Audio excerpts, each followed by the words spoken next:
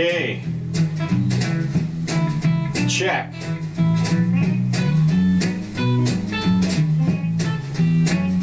Well, that's interesting. What happened? They changed the interface. They changed the interface. Are we on? We are. I think we're on. I think we are on. So there's that. So. Hey everybody, it's the Jimmy Doane Show, we think. So we do this live twice a week, which is why sometimes we occasionally have technical difficulties when Facebook updates their format. Their fault, not ours. Aha, let's see. Now see, it just, there's no way to tell. But anyway, yeah, exactly. So anyway, I'll have this recorded and I'll have a timestamp copy posted up on YouTube and Twitter in short order. What I'm going to do is I'm going to post a show up there and without the timestamps, but then you guys can. It'll take me like another half a day to get the timestamps up there. But if you find something in the show that you like, YouTube has this really cool feature where if you put the time in the comment, it'll go directly to that time. Okay, good. Which is kind of interesting. So anyway, today's the 1st of March, 2020. Happy birthday, Robin. And whoa.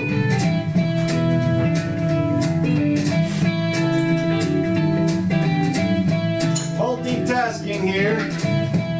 Coffee can wait. Multitasking. Well, it's got its own. Okay, good. Its own time frame. Own time frame. Okay, good. Yeah. So, anyway, we do this twice a week, Wednesdays and Sundays at 4 o'clock Eastern Standard Time.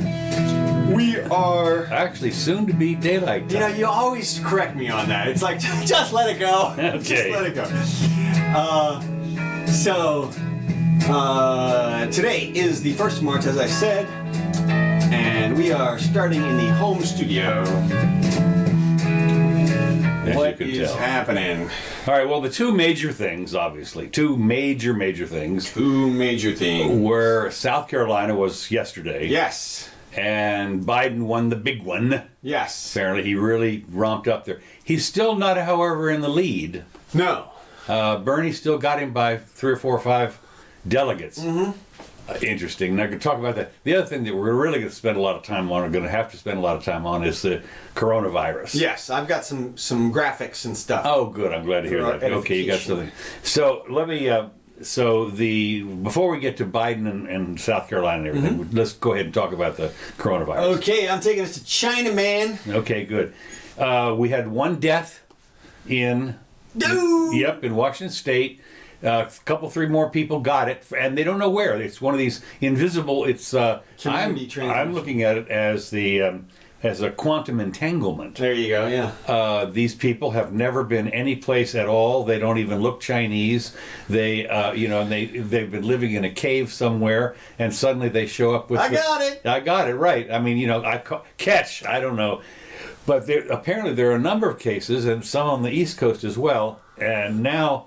Here in the United States, I believe there's double digits of confirmed cases. Yes. And maybe, are there, now I was reading this morning, were there 2 more deaths in the United States? I didn't see that. Okay, well, we have 1 anyway.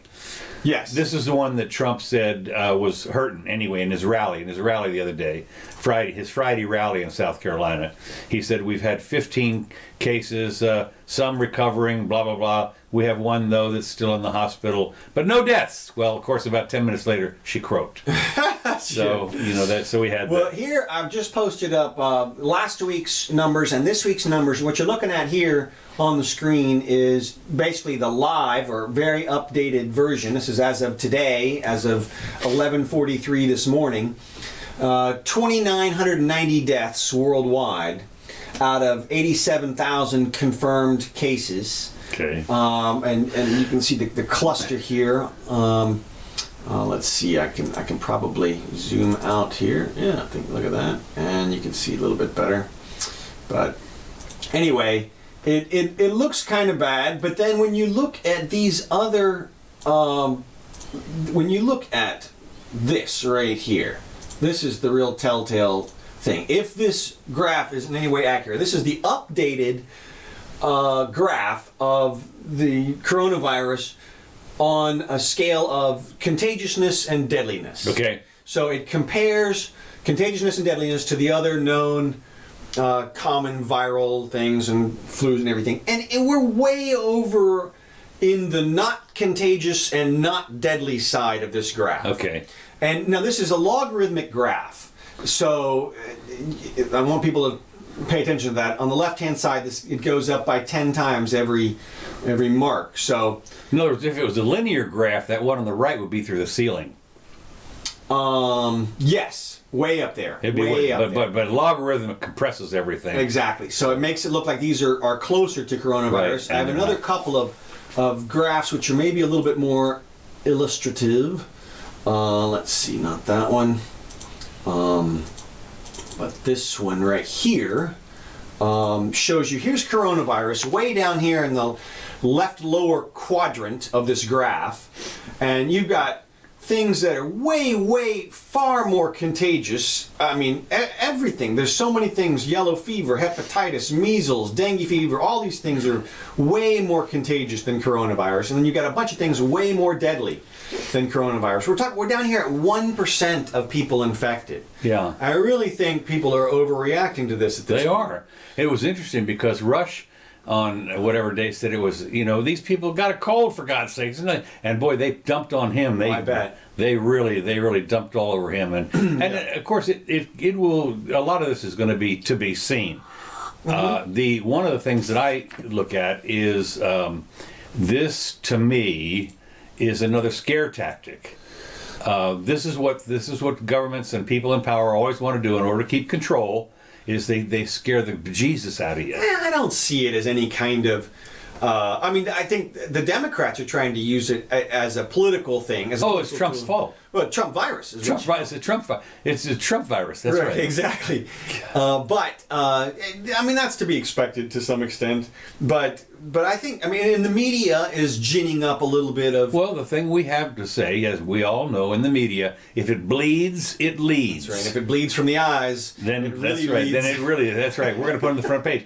And the worst thing they can find right now, the worst thing they can find, interestingly, not the worst thing that happened in the world, is this virus, and so they're ginning it up. Yeah. As far as they're concerned, and we saw some, and I'm going to read you a couple of things here that they ginned up. I had many, as we say, stories in the various media outlets.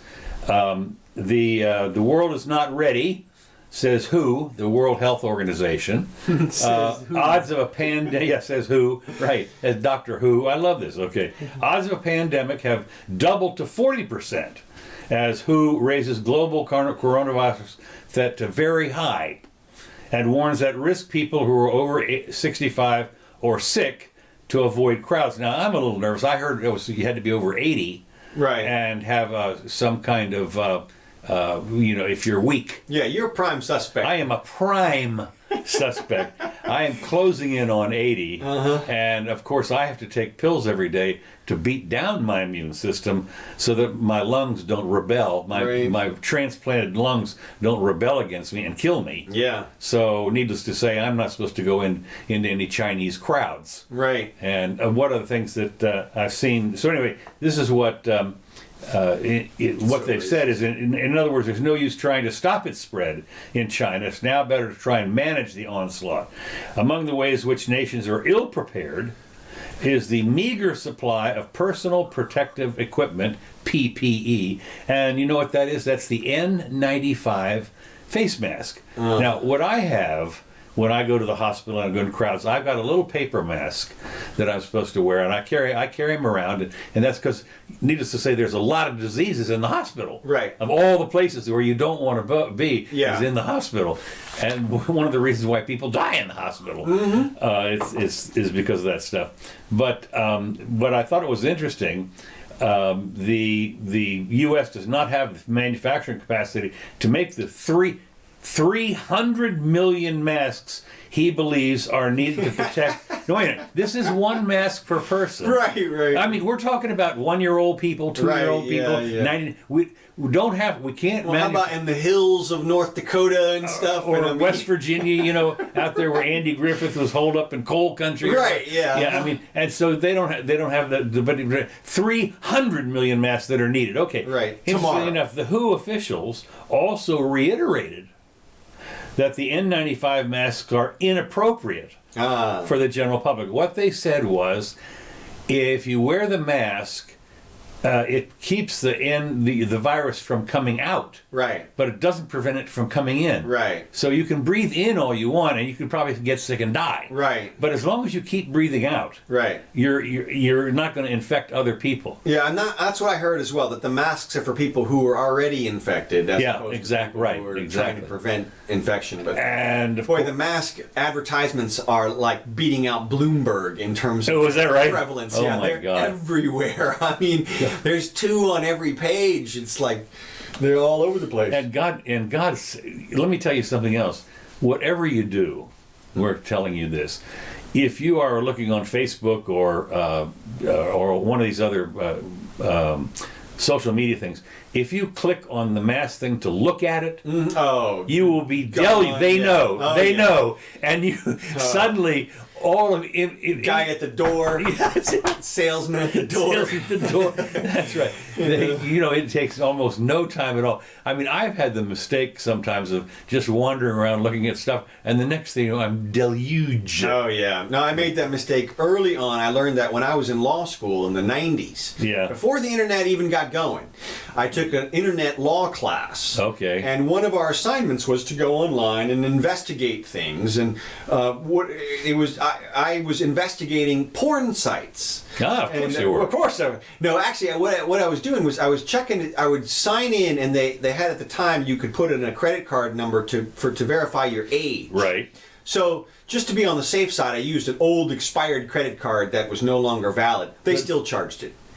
Is that right? Yeah. And then, and as you said, I mean, for like 5 years, my email was just flooded with every type of advertisement solicitation for porn stuff, and I was just like, geez, it was like 2 nights of research. Yeah.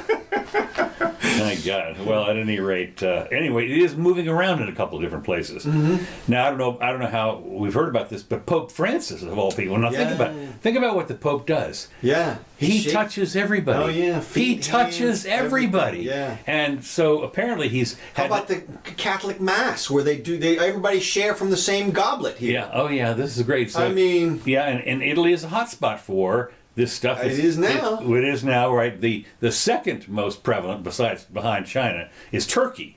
Oh, is that right? Oh, yeah. And we're going to talk about that in just a minute.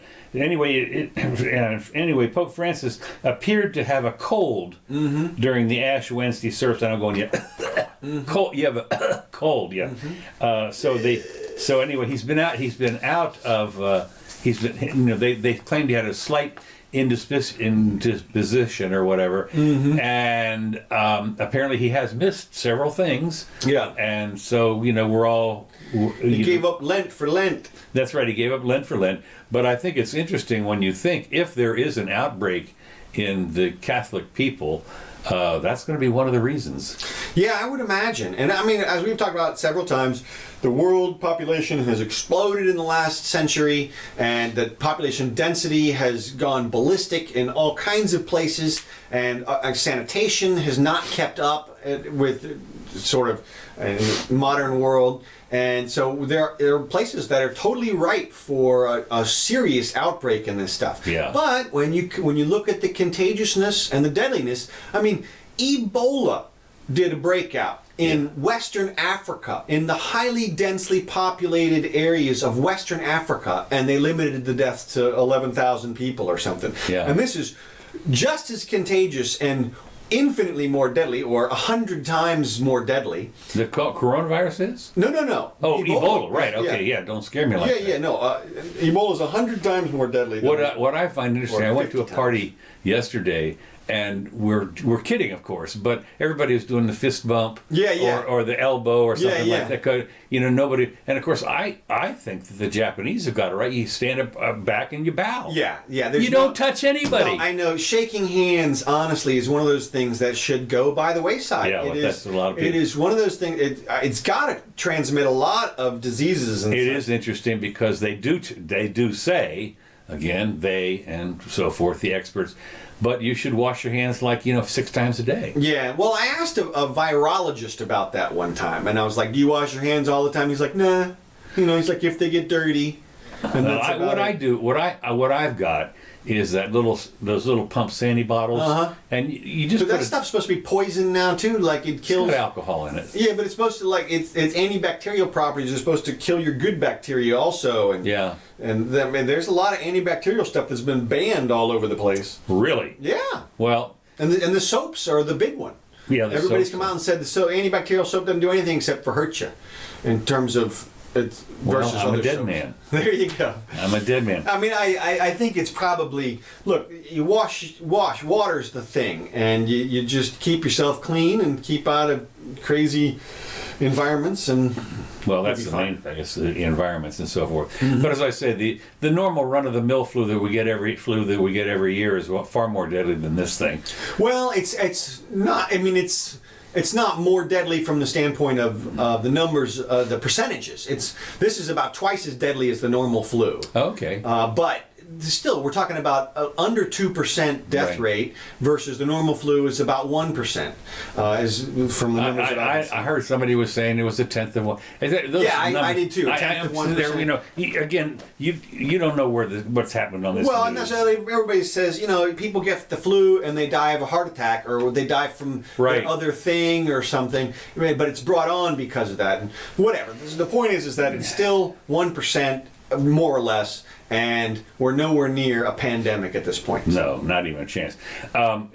Actually, the second biggest infestation is in Iran, of all places. Oh yeah, the rulers are getting it. Right. Well, here's Iran's vice president, who ranted nightly during a 79 U.S. embassy hostage, is diagnosed a day after sitting with President Rouhani as virus kills one of the top diplomats that also is sitting up there. Yeah. And so she anyway, apparently, she has a mild case and has not been admitted to the hospital. The person that was sitting next to Rouhani or whatever. But the Iran's former ambassador to the Vatican died. Well, now that figures because he was in the Vatican. Maybe maybe he got a Muslim cookie or something from or whatever. The body of Christ, Right. the body of Muhammad. Yeah, I don't know if they do that. I don't know either. Anyway, Iran is the hardest hit in the Mideast, and they've reported 26 deaths out of 245 confirmed cases. Well, that's 10%. Yeah, and that's why this graph has the big range there, is because we're not sure about the reporting numbers, and then there's the question of if it's not known how many people actually are infected, then you can't easily calculate the lethality. But it's not like people are dropping like flies all over the place. No. But again, as I say, it leads. There's right. Those people what else are they going to talk about? Hardly. Yeah, and they don't. I mean, this is a nice bad thing for them to bring up right now. So. Unfortunately, I did not get to pull it down, but I saw where the Turkey troops had killed. I guess they shot down a bunch of Syrian airplanes. Yeah, they did a little counteroffensive. And 100 tanks. Yeah. Man, I got newsflash. That's war. I mean, that's real war. 100 tanks. Well, yeah. So and nobody, but I mean, I just saw a blurb on that before I came over here. But I didn't. We'll have to follow up on that on Wednesday. Yeah, well, in Syria, it looks like the war is kind of winding down, except for that. 100 tanks. Yeah, but I mean, Assad has pretty much taken care of business around the rest of the region. It doesn't. I don't know that there's any other challengers to his authority at this point, even though. Erdogan, maybe. That's the only one. Well, yeah, well, exactly. But I don't know that. I mean, he's not. I don't think he's going down that far into there. I think they just cleaned up a little border action because they. A little border action. Yeah, well, they lost I wouldn't want to be guys. I wouldn't want to be the guy in the tank. Oh man, yeah. Well, Turkey lost 33 guys before they did this attack. Yeah, and then they decided to retaliate Right. and take out 100 tanks. That's got to cost you some money. Yeah. That's unbelievable. Okay, let's see. The next thing, of course, a lot of companies. This is now. Remember, we talked before about the black swan thing. Yes. Well, one thing that is happening is that companies are canceling U.S. domestic travel all over the place, and they're starting to move towards North America. Now, I did see where the people from the big hotel chains, all over the world type hotel chains, and they said they've started to see a drop off. Some of the big conventions, that are planned, I think we talked about this, a year in advance or something, and they called them off. Well, you certainly move it. Well, yeah, but I thought we're it was going to be in Wuhan, but it's just interesting that these guys were talking about. Let me just see here. I had something else here that I wanted. Another you stat. think about if there's 100,000 cases in China out of 1 billion people. Right. I mean, that's You don't even see that on the no. charts. There's nothing. It's nobody. Yeah. So Well, it is interesting that they. unless you're one of them, of course. Pardon me. Yeah. Unless you're the one. That's right. Let's see. So anyway, there appears to possibly be a disruption in, especially we talked about the Tokyo Olympics or this summer. Yeah, well, like you said, I think they'll go forward. I mean, the biggest concern I think people have right now are things like medical supplies, which have The chain of not command, but the chain of where you get your stuff. production. Yeah, the little elements of each product. Right, that which come come through. only from China. There are some particular life-saving drugs, which that's the place we get them from. Yeah. And so I guess, what I expect to see is people stocking up on things like pre-hurricane. You go out, you buy your water. I saw where people were stocking up on. I was listening to Scott Adams the other day, and he was stocking up, and I was thinking, give me a break. Well, I'm with you on this. I mean- but this is just like a hurricane. You put all the stuff in Actually, there. it's not. I mean, a hurricane here, we lose power and everything. I Well, mean, that's true. It's pretty, and You know there's it's trees coming. down on the road. Yeah, yeah. And and the whole deal. There's nothing like that at all. Well, I mean, from the standpoint of what you do is you go out, you buy some supplies that you're going to use anyway. Yeah. And that if you don't use them that week or whatever, you're going to use them in the next month because Well, I remember a couple of years ago, I was all prepper type guy, and I was buying stuff right and left. And well, I remember in the 70s we had freeze-dried we had eggs. freeze-dried everything. I mean, big cans of freeze-dried from wherever it's called, Sam Andy. Sam Andy food, nitrogen, whatever it was, and ended up having to throw all that. It had a shelf life of 25 years. Oh, wow. Finally had to throw it out after 25 years. Didn't get to use it. Wow. And I had somebody, I had stocked up on a bunch of canned goods. Cans were invented by Napoleon people that's what he needed his army to travel, because they couldn't get food and everything. So that's when they invented canned goods. Wow, that's in a long ass time ago. 1800, 1805. And what they forgot to invent, as an aside here, was the can opener. Right, yeah. And it took another 20 years before they managed to open up the can Well, opener. we got the food. Yeah, we got the. It's in there somewhere. I mean, I guess they had. I wonder how many people died from infection from their hitting their finger with a knife exactly. and then bleeding out, and there's no antibiotics and Right. anything. And the next thing, Yeah, that's interesting that they had the cans. I mean, when did Pasteur do the germs thing with the experiment? with it? boy, that's a good one. Somehow I keep thinking it was in the 1850s, but Yeah, I mean, I was but thinking it might have been the early- 1700s. Yeah, it might have been. But I mean, they would have to know that kind of stuff before you'd really place your trust in some canned goods. You kind Yeah, of know that's to true. sterilize. Yeah, no, you're right. So pasteurization may have occurred in the mid 1700s. Somebody Yeah. figure it out. I mean, you got to fact check us on that. Okay. Now the other thing that there was a couple of other things that I wanted to mention about that, like domestic chain of command, group travel, conferences. Okay, good.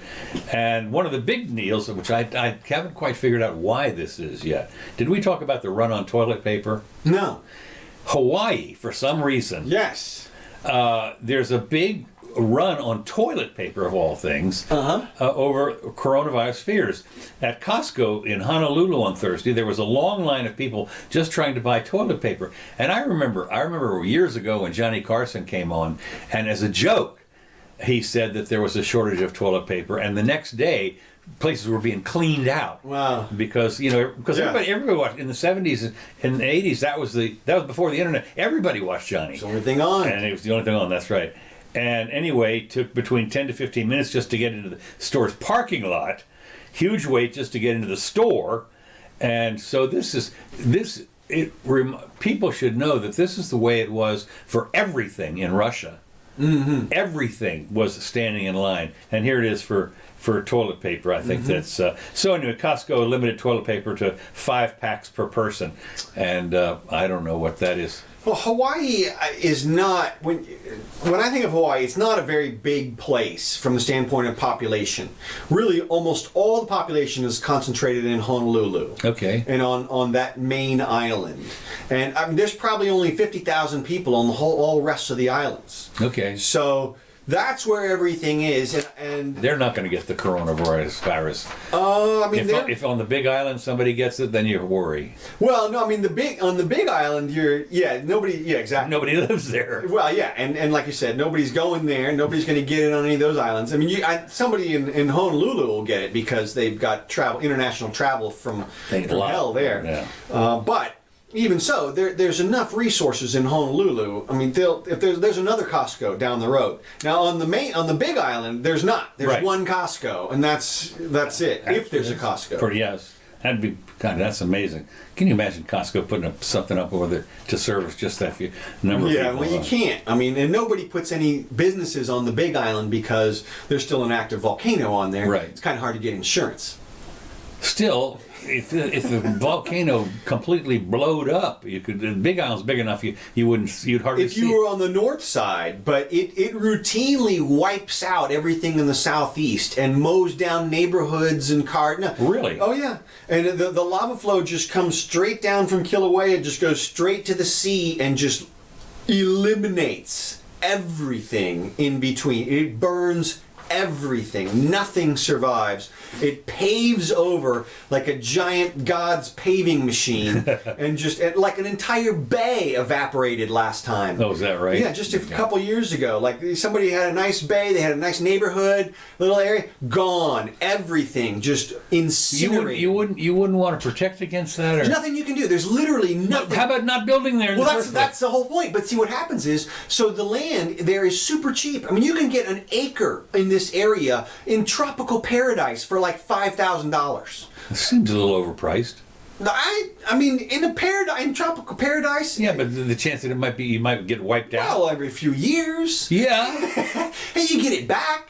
You just, you have to have. Can you imagine as your surveyor stakes melt? And the guy's going to have to come out and get his transit and shoot the moon. That's what they do. That's what they do. Put down the freaking corner plots again. Yeah. And they must do that every few years in certain places. But that's the only impediment, because there's nothing. You couldn't build a steel wall to hold that lava back. Yeah, you couldn't. Trump could build a wall. Maybe. Yeah, not to hold that. Okay, coronavirus fears and run on toilet paper. Don't need it. And the only other thing that I have here is that there was another thing on this. The world's richest lose $444 billion after a hellish week for the markets. Right. The market, it went down like 10 or 12%, 12% I think.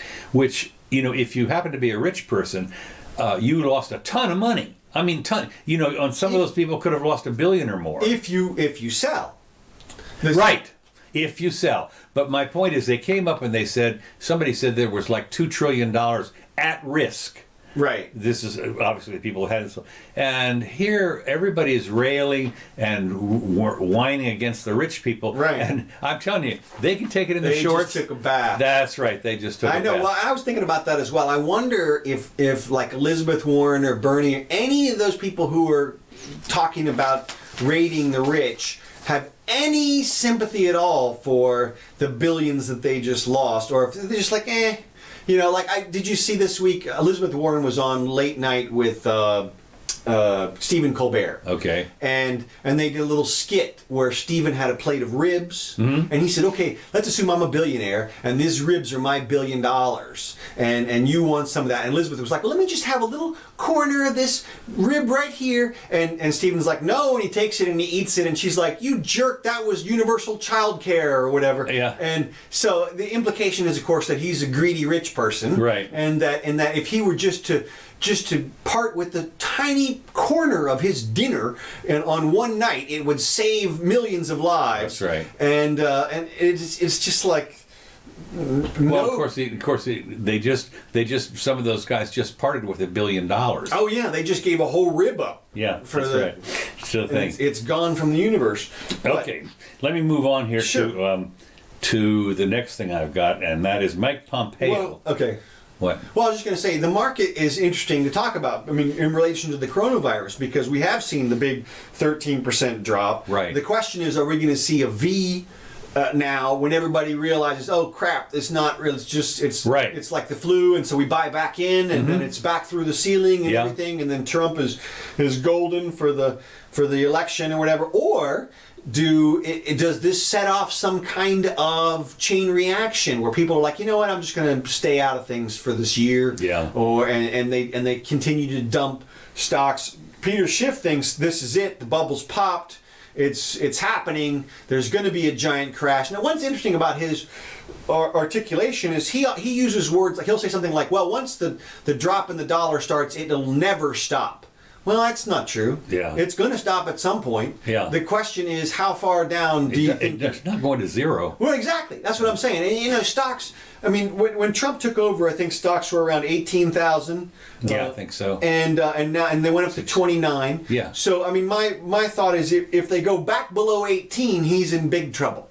Well, yeah, and again, it is amazing to see the pundits who are the never Trumper people on TV, and other than Fox, I mean, they're coming on. They say this is the big one for, and as you've said though, if the economy if it really and honestly tanks, Trump's going to be in trouble. Well, I say that he's going to find a way to blame it on somebody else. Well, but it doesn't matter. He's going to try, and he's already tried, and they've already said.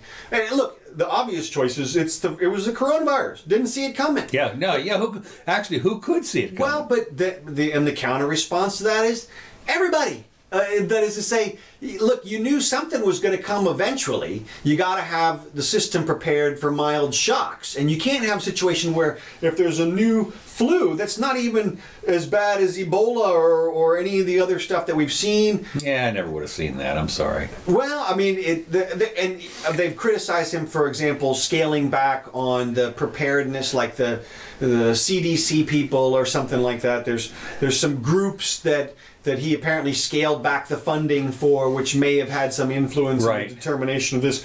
But and they'll blame it on him. But it doesn't matter what he says. At the end of the day, the president takes it in the shorts for the economy. He gets if it's great, he gets the credit, and if it sucks, he gets blamed.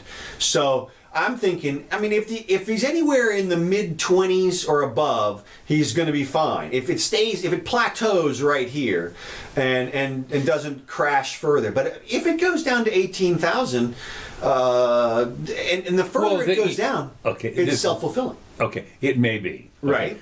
However, so who's going to rescue us? Well, what I'm saying is... Bernie? Well, exactly. See, the further it goes down, the more people are going to question the status quo and capitalism. Right, and yeah. Trump Stupid touts himself... capitalism. Exactly, and he touts himself as a Republican Well, that's going conservative. to let Liz out because she claims to be a capitalist. Well, I mean, Liz... Who? Yeah.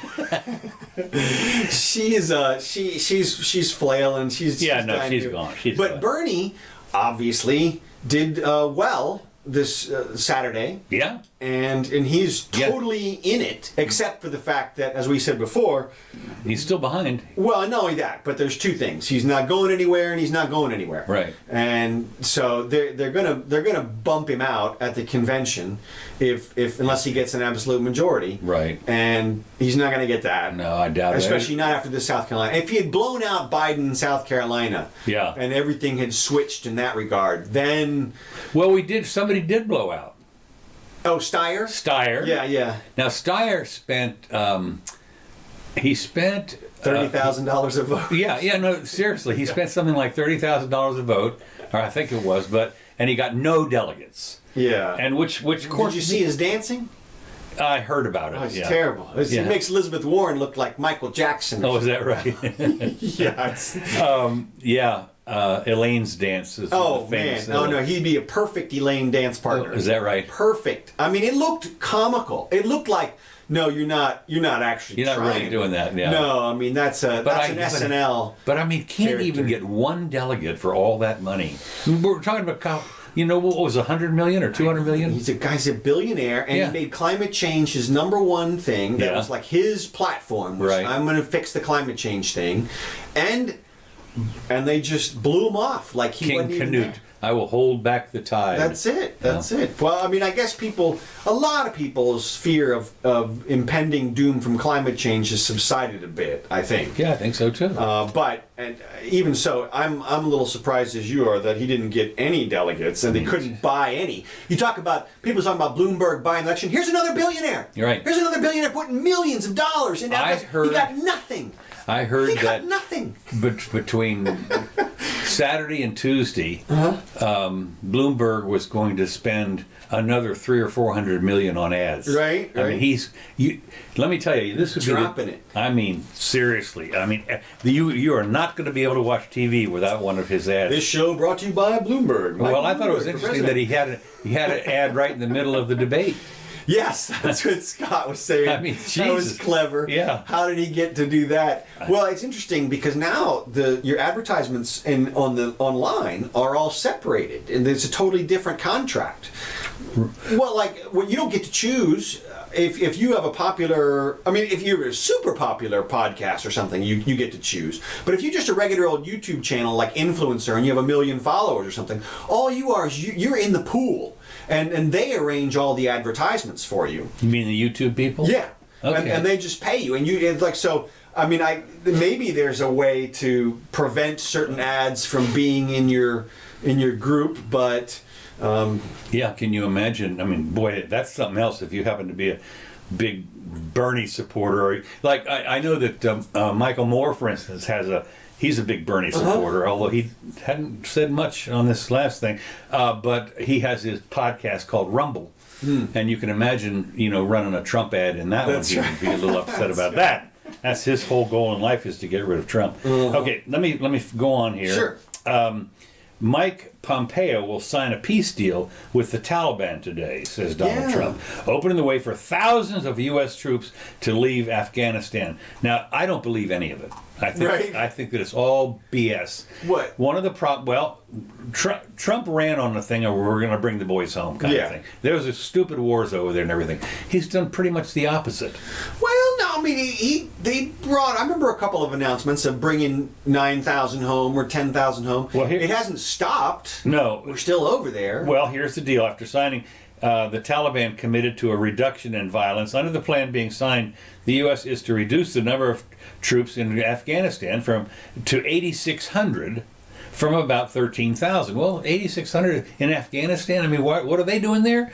So the Taliban leaders told the AP that if everything goes to plan, all U.S. soldiers would be out of Afghanistan in 14 months. I'm calling bullshit. 14 months? How about 14 days? They won't be out of there. They're not going to be out of there. Look, can you imagine? There's going to be somebody, Taliban-y type person, is going to kill somebody. Right. And the next thing you know, they're going to come. You want to know what the 8,700 troops are doing there? Or 13,000? They're protecting the regime. They're in Baghdad, in the green zone, protecting the regime.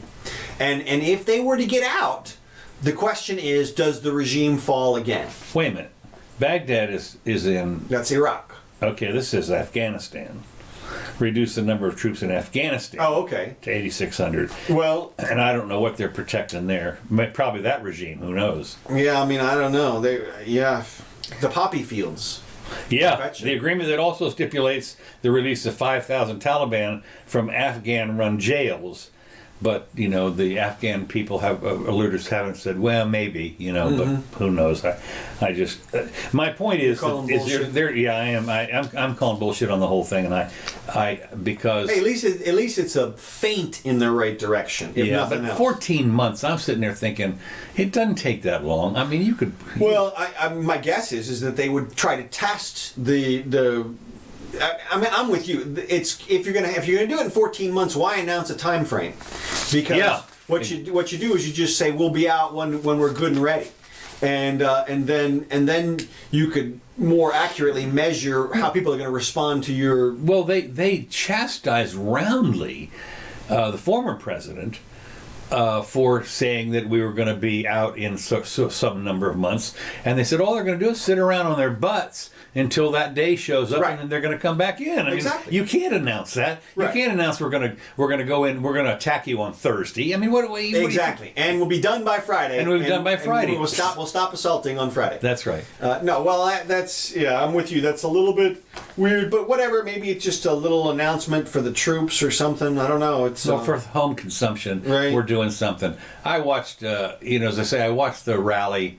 The South Carolina went on Friday, and a lot of bluster. You wouldn't want to have to go. I understand you can exaggerate everything you want to incite, but you can't. You have to take everything with a huge grain of salt. Oh, yeah. Military stuff. Yeah, sure. Military stuff. We love them. Okay, that is all I've got of the main story. Okay. I do have one small one here. Okay. And this has to do with the AI. We've talked about AI before. Mm-hmm. Sex robots with coding flaws prone to sexually assaulting humans. Mm-hmm. Now, this is mostly the male sex robots. Come on. No, and what it says here, they will have their own sexual desires, says this guy, Dr. David Levy, as part of their artificial intelligence, and they'll have an AI libido. Right. And one of the things that if you're going to do it as a guy, you got to be real problem in the coding, because as you know, when I was growing up, at least, it was one of those things. Well, does no mean yes? And, right. You always put that in the program. Yeah, exactly. Right, exactly. And stop. I mean, yeah, right. And well, but she really wanted me to go. That's it. And so but of course they're going to be strong. Right. And well, then that's what you do. Maybe you make them weak, easy to break. Again, by whom and for what, and maybe you don't want it to be broken. That maybe you're into that. Where you like to have the strong man do something harder, honey, whatever it is. The computer. So anyway, the warns that the robots are not programmed correctly to risk overstepping the boundaries of human consent. Now you know that a lot of the schools these days have passed a thing that every step of the way. Yeah. Can I come a step closer to you? Yeah. Can I get my lips within range? That's right. And that yes, no, and that that kind of thing. What you talk about? Ruining the romance of everything. Well, this is part of the weird sexual movement that's going on right now that's just trying to make women more powerful than they actually are. I mean, you can't change the power dynamic. They're always going to be at a threat to a guy. Well, unless it's a woman AI robot. Well, I want those to be a little weaker, maybe. Well, yeah, I mean that, but then of course that doesn't help women at all. It's, Well, one of the things that we're going to find out here is when the aliens show up here in a couple of million years, they'll say the human race was wiped out over the span of 2 or 3 decades by all these sex robots. By the sex robots, that are still here. No, there was no reproduction for 2 generations, and died out.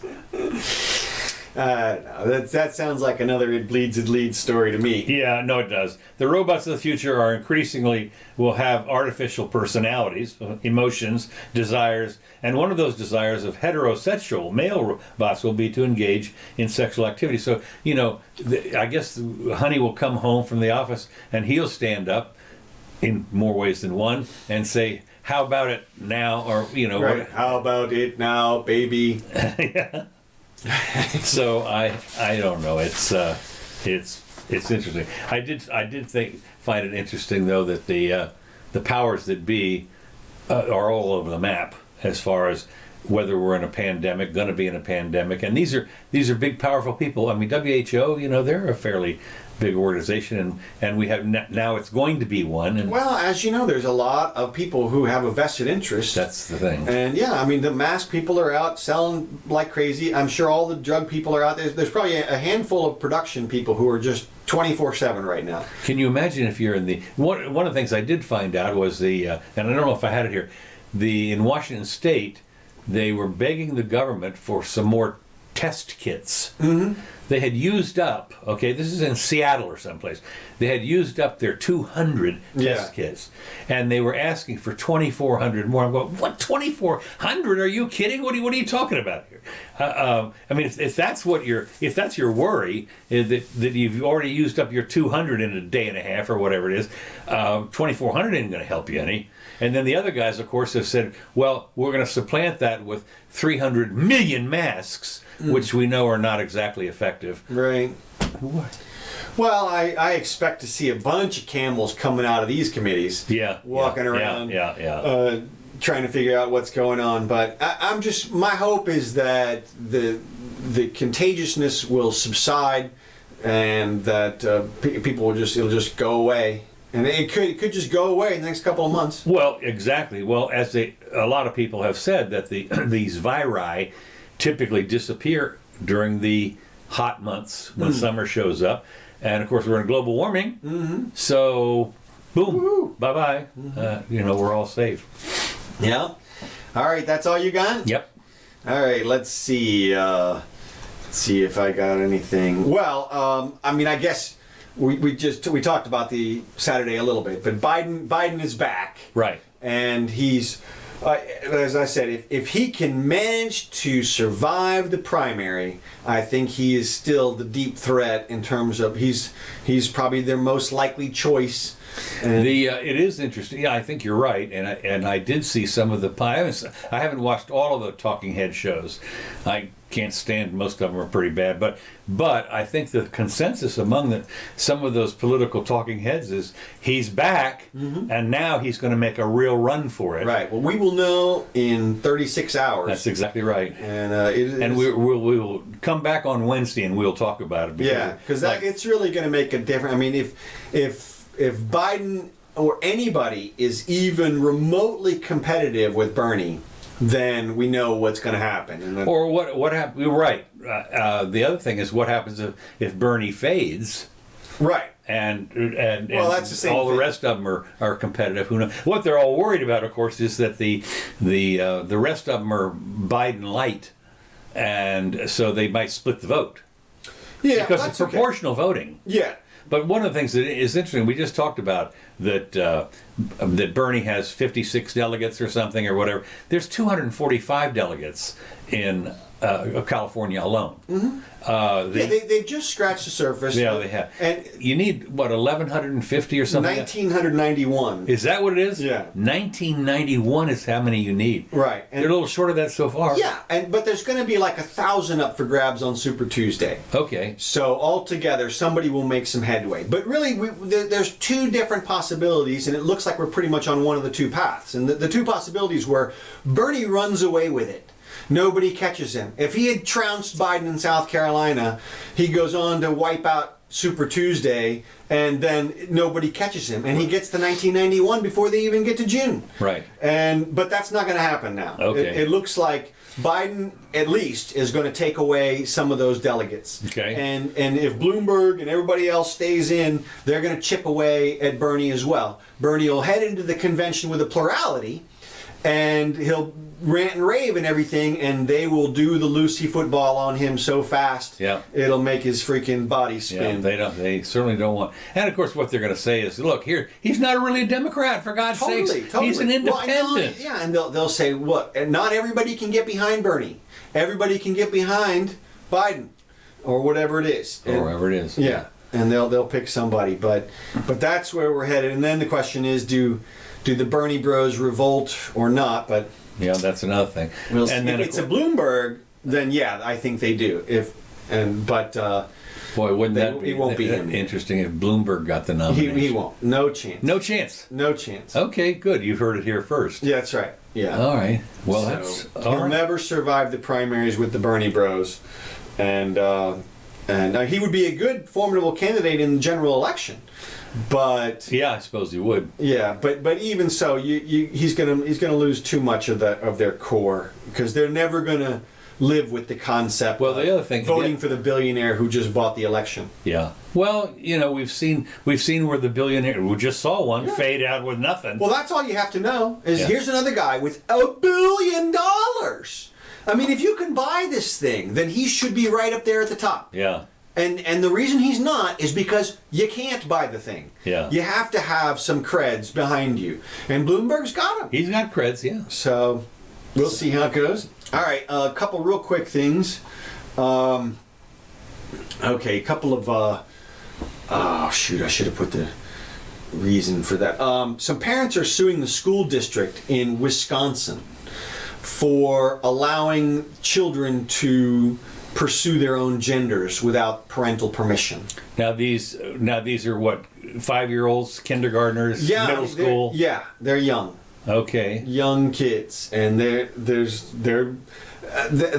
current status of American law is that your children's schools can allow your child to transition to another sex using chemical drugs and other things like that, and they can do it without your permission. No way. Oh yeah, no, that's happening. That's happening in. No way. It is totally happening. Not an 8-year-old, not a 13-year-old. No. Yes, middle school kids. I don't. And now it's more prevalent in other countries like the UK. There's a high school or a middle school in the UK with like 30 kids transitioning, which we talked about. But there's been some cases in the United States where this has happened, and this is the current status. So these guys are suing. It's interesting. The parents are suing the school district. We'll see. Of course, this is right off the bat tells you once again, government-run schools you are stupid. You can't do it. They're going to do stuff. If it was private school, they wouldn't be in business 2 minutes. Not in 1 second. Not for 1 second. And you think about it. But yeah, no, the school has become an additional parent. They provide food for your child. They provide now medical care beyond your consent. So of course they've always had what they called in loco parentis. Right, but that has been way expanded. Well, beyond now what it's it kind of was. like in loco governmentis or something. Yeah. It's like they're going to do what they want to do, no matter what you. The sad part, of course, is that there's no accountability. When you ruin the kid, the kid.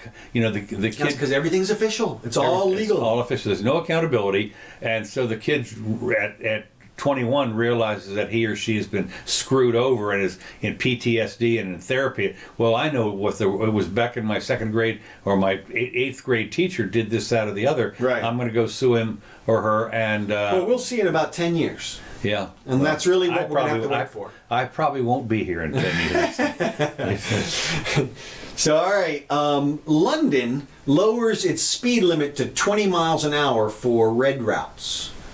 They did some studies and decided that people survive accidents at a much higher rate if nobody goes over 20. Okay. So they are cutting the speed limit down To 20 inside London. Yes, and Now, in certain red routes, certain. What's a red route? Well, I'm guessing it's a highly densely populated area with Nobody goes narrow faster than streets. 20 mile an hour anyway. Well, exactly. That's the whole point. Is that they were trying to limit it. The comments were things like, "Well, people, it's already limited, and the problem are the speeders, and how are you going to enforce it?" And we'll see. And of course, it'll all be enforced with the automatic governors on your government-controlled cars. That's true, and it'll be yeah, exactly. It'll be they'll have the equivalent of a smartphone on the pole up here, Right, exactly. and it'll like they have here in Gainesville. They've got the little things that show how fast you're going, Right. And It'll just adjust your it'll speed. just adjust your speed for you. That's They have one of the things here in Gainesville. It is interesting. They have.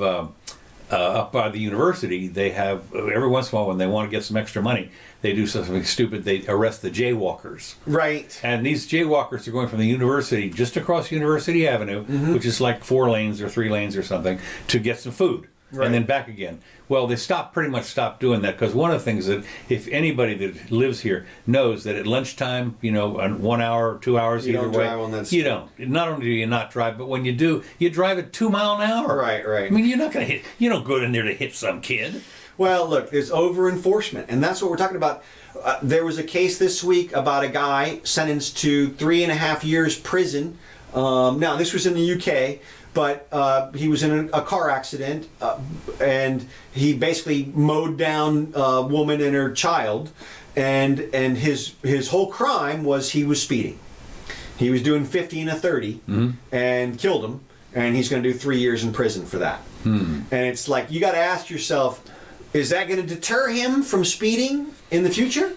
I mean, if he ever gets out and gets his life back or anything, or does that deter other people from speeding? That's the thing they think about. It's going to deter other people. Well, the answer is no, because it's not. I mean, because all it does is say that there's a scary big government out there that can come get you for anything and put you in prison for anything. Because you're already, I guarantee you, when you're driving down the road, if you're doing 50 miles an hour, you know what you believe? You believe you're being perfectly safe. Because if you weren't, you would know that you're in mortal danger. Right. And you're not going to put yourself in mortal danger, so you believe you're safe. And it just doesn't deter anything. And then we had another incident. A woman, a mother of 4, was in a DUI accident, killed a couple of kids, and they gave her 50 years in prison. Seems a little excessive. It totally does. It's ridiculous, and it doesn't deter anything is the point. I mean, here's a person who, yes, whatever, they were breaking some law, but they weren't trying to hurt anybody. Yeah. And you contrast that with another case we had this week where a guy encased his son in cement. Yes. I mean, that's what, he was abusing the child and ended up just burying him in the cement. And they found the kid, and he gets 72 years, and that's what prison is for. It's for people like that, okay? Yeah. It's not for the mom who was driving and accidentally killed some people, because that is the same thing as you driving down the road too tired. You wake up one morning, you got to get to work, and you halfway there you doze off and you kill some people, and now you're going to prison for 5 years or something. And it's just like, driving is just incredibly dangerous, but mostly from the standpoint of what law enforcement will do to you. Well, again, we are praying for the auto car. That's right. Can't get here AI fast car. enough. Yeah, no, can't get here fast enough. So, but anyway, that's it. And then one final thing on cars, they invented a new micro ignition system using very tiny electrical bursts as opposed to a spark plug, which is supposed to massively increase the fuel efficiency. Really? Yeah, in car. It makes sense if you think about we all know. You remember from when you were young, people put the spark plugs in their exhaust pipes, and flame that gas going out the back. No, you'd blow you'd put it in your exhaust pipe, and the next thing you know, your muffler would explode. Right, and of course that's because there's still a lot of unburnt gas going through the system. Okay. So this is a system that attempts to burn much, much more of that gas. I thought that the metered valves now, everything's fuel injected. Well, this is like a new plasma fuel injection, basically. Okay. So it's a new. We'll see. Yeah. But it's just a thought. So we might get vastly increased fuel efficiency in the not too distant future from some technology like this. So that could eliminate a lot of concerns about fossil fuels. I think that they've determined, of course, that a lot of the inefficiency is in the drivetrain. Okay. The gears and everything like that. Right. There's losses there. Well, and that's where all the friction loss. You're right. But in terms of the combustibility loss, I think somebody's figured out that they're pretty close to about as well as you can do on an internal combustion engine. Well, we'll see. We'll see. That's right. So, okay. All right. That's all. That's it. That's it for today. That's your physics lesson for the day. That's right. So we'll be back on Wednesday with the results of I'm panting and waiting. I've been waiting for this for I don't know how long, but as you say, 36 hours from now. Let's see. Today's Sunday. We'll actually 28 hours from now we'll start to see the results. Okay. I thought in South Carolina they called it for Biden within 2 minutes of the closing of the. Yeah, that was weird. I mean, I know they do all their statistical estimates and everything, but Well, with a little over half the votes counted, they called it massive for Biden. What's interesting, though, and we talked about this, is California could really screw everybody up because apparently they bring the ballots in on pony or mule. Well, and they have all those absentee ballots, and I think that there's a big absentee voting out there, or like mail-in stuff. Yeah. Different ways they collect the votes. But all right, well, thanks for joining us, everybody. We appreciate it. Come back and see us again. Share this with your friends. We do not enforce our copyrights, so you can feel free to copy this and post it wherever you like. Yeah, once we get into double digits on listeners, we might start up. We're going to. But for now. Yeah, that's right. So, all right, I'm Counselor Curtis. This is the Jimmy Doane Show. We'll be back.